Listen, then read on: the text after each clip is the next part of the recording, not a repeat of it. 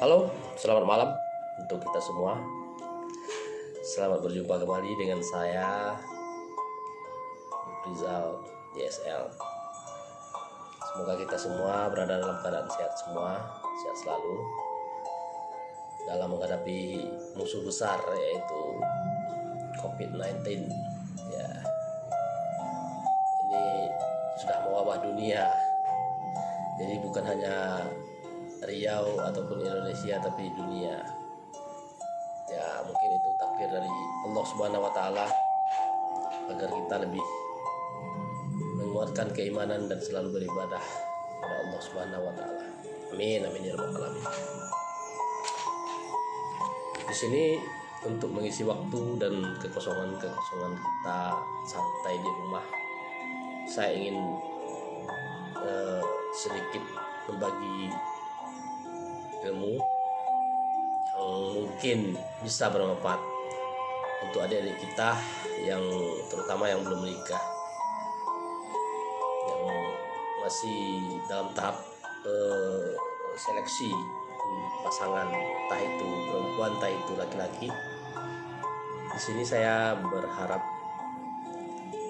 video saya ini bisa sedikit membantu untuk membuka pikiran adik-adik semua.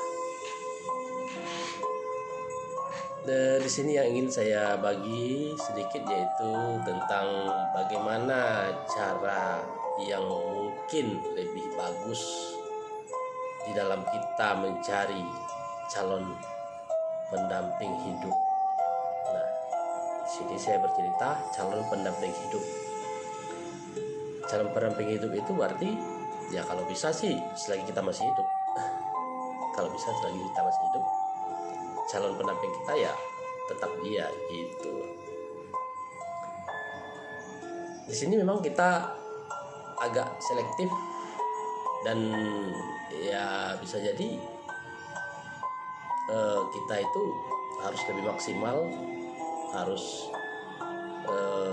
punya trik berbagai cara untuk bisa melihat karakter asli seseorang itu, agar kita bisa melihat karakter asli seseorang itu, dan setelah itu agar kita bisa mempertimbangkan orang itu layak atau tidaknya untuk hidup bersama kita. Jadi kebanyakan selama ini yang terjadi, baik wanita baik pun pria, mengapa usia pernikahan mereka itu terlalu pendek dan singkat? Ya karena kebanyakan mereka salah dalam menseleksi, salah dalam mencari pasangan hidup mereka masing-masing. Mengapa saya katakan seperti itu? Ya mungkin bisa jadi mereka itu memilih si A atau si pria ataupun si wanita hanya berdasarkan apa yang dia lihat, bukan apa yang dia rasakan. Nah, apa bedanya apa yang dilihat dan apa yang dirasakan? Ya sangat beda. Apa yang kita lihat itu di dalam kita mendekati seorang wanita ataupun seorang pria, walaupun itu dalam tahap pendek, walaupun tahap di bawah 1 tahun, ya saya rasa sih yang akan keluar itu dan yang akan kita lihat itu ya yang manis-manisnya saja. Kita belum bisa melihat karakter aslinya dia. Ya mungkin bicara lemah lembutnya masih keluar, basa-basinya, perhatiannya dan sebagainya itu masih keluar gitu. Nah, tetapi di saat sudah melangkah ke jenjang pernikahan,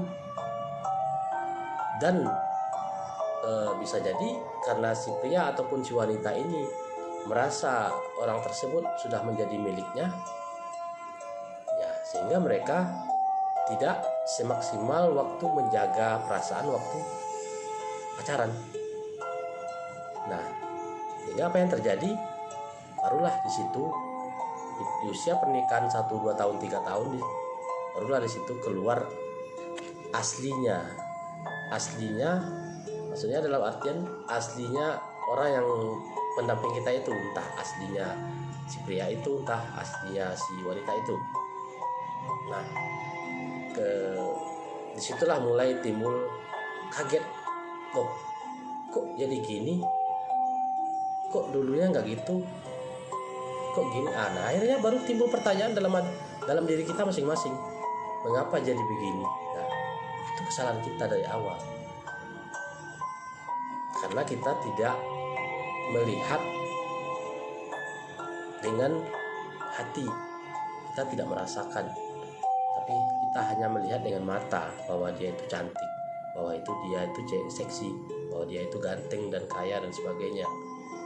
Tapi kita lupa bahwa yang paling penting di dalam suatu hubungan rumah tangga itu adalah orang yang sangat bisa menjaga hati kita, orang yang sangat bisa menjaga perasaan kita, dan orang yang mengerti.